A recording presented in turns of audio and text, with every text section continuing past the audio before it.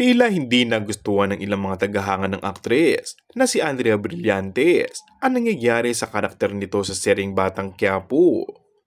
Kamakailan kasi ay fairness talagang pinag-uusapan ng bonggang-bongga ang bathtub scene ni na Andrea at Jake sa hit action drama series ni Coco Martin sa ABS-CBN.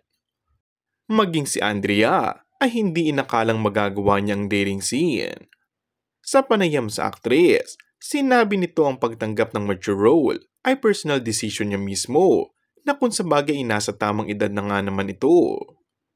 Inakala din ng mga netizens na una't huling ganoong eksena ang gagawin ni Andrea sa serye, pero sa latest trailer ay ipinakita ang scene encounter muli ng karakter ni Andrea at ng aktor na si Jake.